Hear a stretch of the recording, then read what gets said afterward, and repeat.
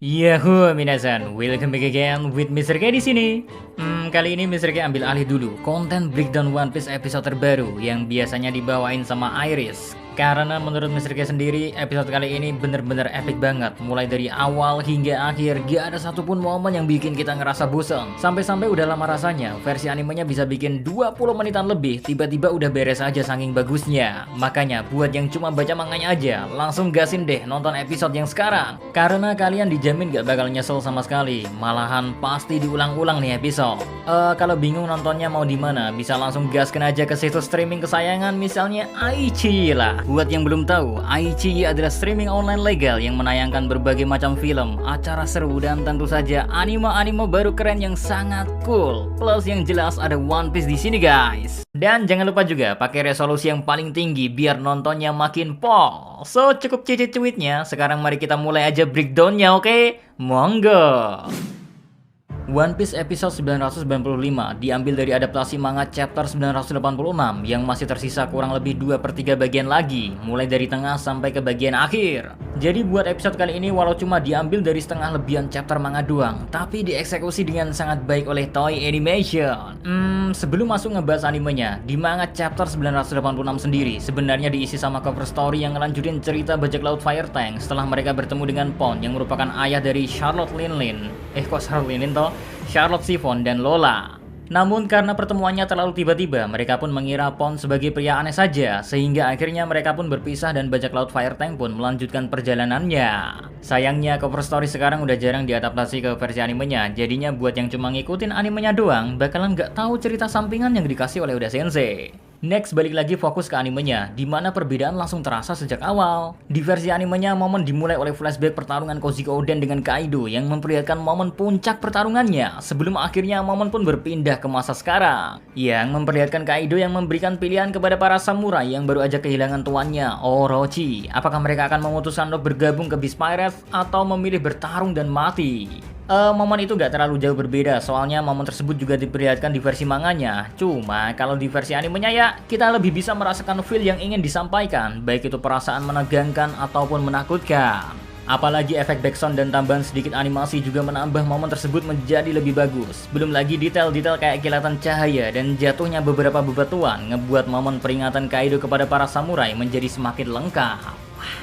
Di versi animenya sendiri kita juga diperlihatkan kalau kepala dari Orochi bener-bener dibuat gak ada harganya. Sampai-sampai Kaido sendiri milih buat nginjek kepala Orochi. Padahal kalau di versi manganya, kepala Orochi cuma diperlihatkan tergeletak di bawah doang. Terus barulah dari situ, momen para samurai menyatakan sumpah setia melayani Kaido pun dimulai. Momen itu sama seperti di versi manganya, mulai dari Fukurokuju yang bilang kalau 5.000 anggota Oniwa Bansu siap melayani Kaido, terus 5.000 samurai lainnya juga memutuskan untuk melayani Kaido. Lalu reaksi dari para samurai yang diperlihatkan, begitupun reaksi dari para anggota Oniwa Bansu, sampai-sampai reaksi kakek Yu yang marah melihat kelakuan para samurai sekarang yang sangat tidak mencerminkan etika seorang samurai. Dari situ momen pun masih gak terlalu jauh berbeda ya, mulai dari momen Big Mom yang memuji Kaido karena bisa merekrut dan menyelesaikan masalah samurai. Lalu ada juga momen Kanjuro yang sedang terkapar yang diperlihatkan lagi di episode kali ini. Bedanya momen itu di versi animenya dibuat lebih megah dengan tambahan sedikit animasi dan tambahan momen yang memperlihatkan para Akazaya. Terus momen Nami dan Carrot yang masih tertangkap, terus Shinobu yang sedang maju mencari celah untuk mendekati tempat eksekusi Momo, sampai momen perkataan Shinobu yang mengatakan kalau tuannya Oden sudah mengetahui kalau emang Kaido lah yang harus dikalahkan. Semua momen tersebut juga ada di versi anime dan manga. Bedanya cuma waktu perkataan Shinobu yang mengungkit tentang Oden. Di situ kita diperlihatkan lagi flashback ke momen pertarungan antara Oden dan Kaido yang ngebuat tambahan momen tersebut jadi semakin ngebuat kita yang nonton ngerasa kalau momen itu jauh lebih dijelaskan.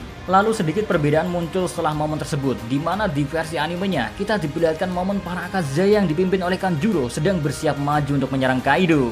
Wah, momen itu dibuat sangat menarik dengan transisi lambang Kozuki untuk memulai episode 995. Abis itu baru kita masuk ke momen Kaido yang bilang kalau Wano sudah tidak memiliki shogun maupun samurai. Lalu kita juga diperlihatkan sedikit momen di ibu kota bunga, di mana para rakyat di sana sedang menikmati perayaan festival api. Momen itu juga gak terlalu jauh berbeda dengan versi manganya, tapi di versi animenya, momen itu sangat memanjakan mata. Pemilihan warna yang memperlihatkan ibu kota bunga terlihat sangat indah dan begitu hidup. Apalagi di momen selanjutnya yang memperlihatkan Kaido yang ngerasa kecewa dengan Momo yang merupakan anak Oden. Namun Kaido ngerasa Momo sangat tidak pantas karena berbeda dengan ayahnya, Momo hanyalah seorang pengecut. Padahal ayahnya adalah orang yang bisa membangkitkan gairah bertarung Kaido. Di momen itu transisi flashback ke momen 20 tahun sebelumnya, saat Kaido berada di kastil Oden dan sedang mencekik Momonosuke, dibuat sangat-sangat smooth oleh Toei Animation. Bahkan momen itu hampir terasa kayak bukan sebuah flashback, saking bagusnya perpindahan dari satu momen ke momen lainnya. Menariknya bukan hanya bagus secara visual, feel di momen itu juga benar-benar dijaga dengan sangat baik. Makanya kita yang nonton juga pasti dibuat sangat fokus waktu momen tersebut sedang berlangsung. Terus perbedaan yang terjadi barulah ada di momen selanjutnya, di mana di versi animenya kita diperlihatkan Robin dan kakek Yu yang udah gak sanggup ngelihat Momo berada di ambang kematian, sehingga mereka memutuskan untuk bergerak. Beruntung mereka masih bisa ditahan, jadi penyamaran keduanya pun gak kebongkar. Next, momen pun memperlihatkan Yamato dan Luffy yang sedang bergerak menuju ke tempat Momo. Momen itu pun mendapat sedikit momen tambahan, di mana di versi animenya Yamato terlihat menggendong Luffy dengan seenaknya. Setelah Luffy memberitahu Yamato kalau para Akaze masih hidup. Tambahan momen para Akaze yang sedang bertarung juga ngebuat momen percakapan Luffy dan Yamato jadi tambah enak buat dinikmati. Belum lagi ngelihat kelakuan Yamato yang seenaknya bener-bener lebih diliatin kalau di versi animenya, sehingga cara Yamato berinteraksi dengan Luffy terasa sangat natural. Apalagi fanservice Yamao cukup bisa bikin cuci mata kan.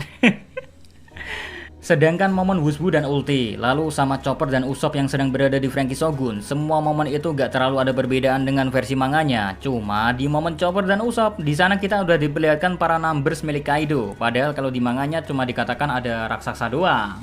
Lalu tambahan momen yang menarik sebenarnya ada di momen selanjutnya, dimana kalau di versi animenya kita diperlihatkan momen Marco yang bertarung dengan Perospero setelah sebelumnya Marco berpisah dengan para Akazaya yang memutuskan mengambil jalan gerbang belakang. Tambahan momen ini juga sekaligus ngejab kemana Marco pergi sebelum akhirnya dia datang ke lantai pertunjukan. Di momen itu juga kita dikasih tahu tujuan dari armada Big Mom yang datang lagi, dimana Perospero sebenarnya gak setuju dengan aliansi yang terjadi. Karena bagi Perospero, Big Mom seorang lah yang harus jadi raja bajak laut, makanya siapapun yang menghalangi jalannya, mau itu Kaido sekalipun, harus tetap disingkirkan. Lanjut ke momen Momo yang akhirnya memutuskan untuk mengakui kalau namanya adalah Kozuki Momonosuke, yang ngebuat semua orang yang mendengarnya sangat terkejut karena mereka berpikir kalau Momo akan berbohong agar bisa selamat dari eksekusi Kaido. Namun dengan semua kenangan yang dimiliki oleh Momo dengan kedua orang tuanya tentang bagaimana harapan mereka kepada Momo, ditambah perkataan dari Luffy, membuat Momo sadar kalau dia gak mau menyesali keputusannya saat ini. Makanya meski dilanda ketakutan karena tidak ingin mati, Momo tetap memberanikan diri untuk mengatakan dengan lantang nama dia yang sesungguhnya.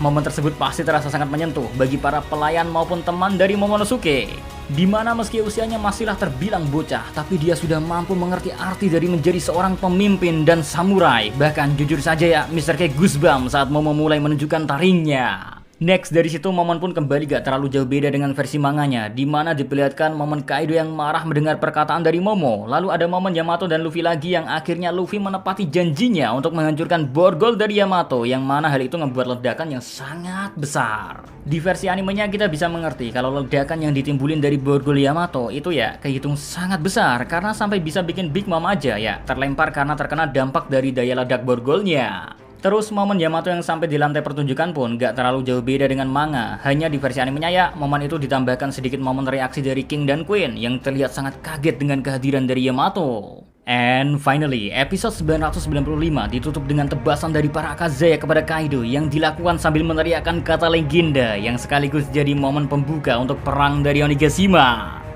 Momen itu diadaptasi dengan sangat epik dengan tambahan filler yang memperlihatkan para Akaze bertarung terlebih dahulu. Terasa kemarahan dan juga tekad yang mereka miliki sangatlah kuat. Bahkan kita bisa ngelihat dari sorot mata dan tebasan pedangnya, adrenalin kita sebagai fans bener-bener dibawa naik turun kencang di momen Akazea ini.